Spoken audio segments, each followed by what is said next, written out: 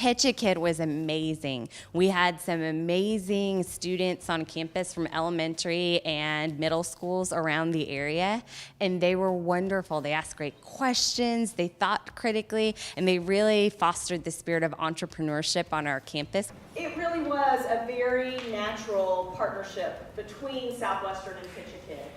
What you're going to see today is the opportunity for professionals to talk about their ideas and for students to give their feedback. The inspiration came from my daughter, who asked me 3 questions when I built a website. Who's this website for? How will they know about it? And who will go there? And I didn't have an answer, and that led me to think about how to take pitches to her. And she started asking really great questions, and that led me to ask her friends the same kind of questions, and they loved it. So we just kept doing it, and this is our 8th Pitch-A-Kid. And I'm here to talk to you about Totes for Trees in association with our National Park Service. And it is a designer tote bag that supports the environment and protects our national parks. So our solution, or my solution, is to support the national parks through funding and representation. And that's what these bags are. These bags are going to be 100% eco-friendly and recyclable materials. How much are you thinking to sell these for? A lot of the products and the materials that we're going to be using will be a little more pricey. My favorite presenter was probably the Boozoo cards because he seemed very into it. He seemed very motivated. The reason why they really line up is because the kids themselves can design the Boozoo card. The kids are the ones that design the Boozoo cards. That's why it's so popular. A kindergartner once told me, "Oh, where's that one where the 5th grader made it?" And the 5th grader said, "You know that one by the kindergartner? I want to go get that one." And that's how it works, but it gets even better!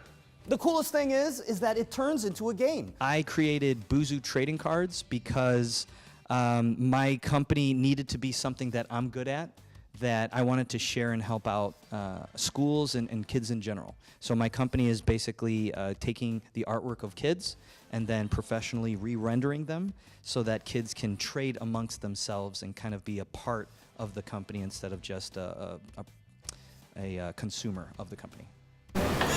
How do you prevent, for example, if you get a card from someone in elementary school, let's say they don't have the most experienced drawing expertise, and you can't exactly figure out what it is, and so you make the card, and they're like, "That's not my card." There are 2 ways to solve that, and we pursue both ways simultaneously. The first one, if you take a look at this panel right here, we sell what are called Boozoo Kins, short for like kindergartner, little kid cutesy.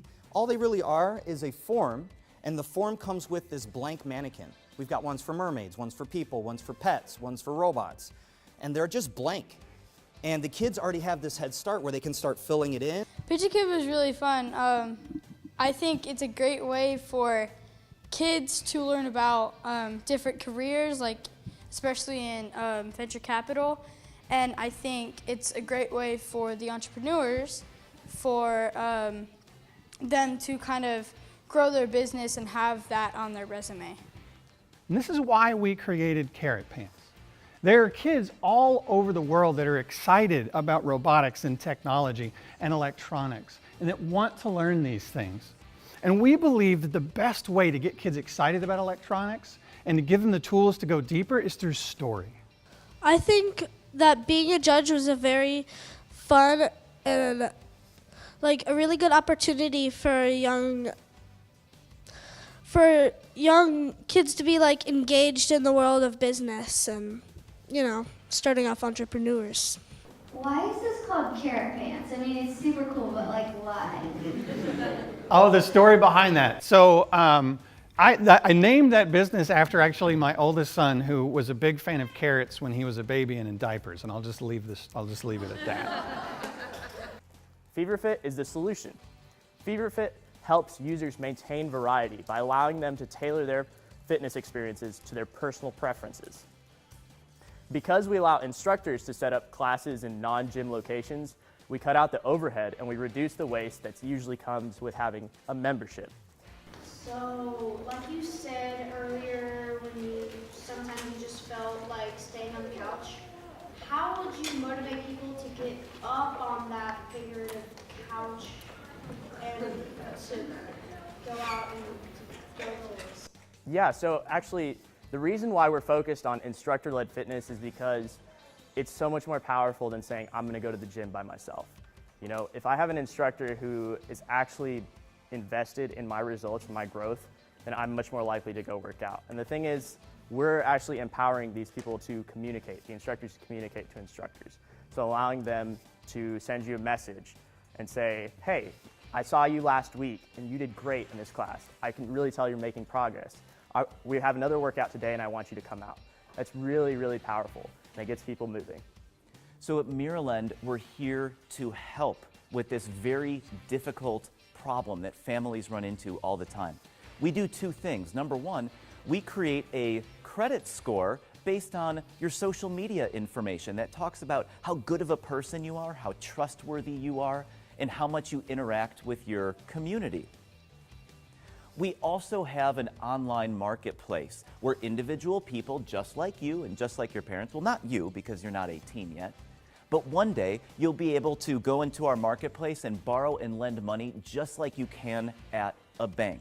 Okay, so I understand how you have this plan to make sure that the people you loan to are trustworthy, but would it be somewhat easy for them to fake it? They could make multiple fake accounts or bribe people.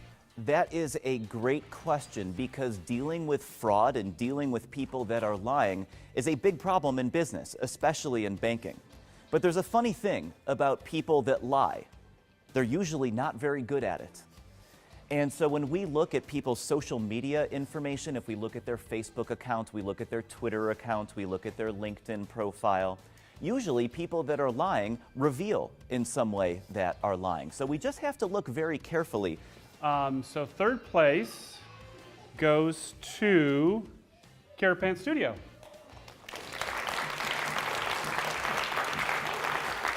That one? Awesome, thank you. And second place goes to Fever Fit. And the winner of the Southwestern Pitch a Kid, the inaugural Southwestern Pitch a Kid, is Boozoo Trading Cards. Woo!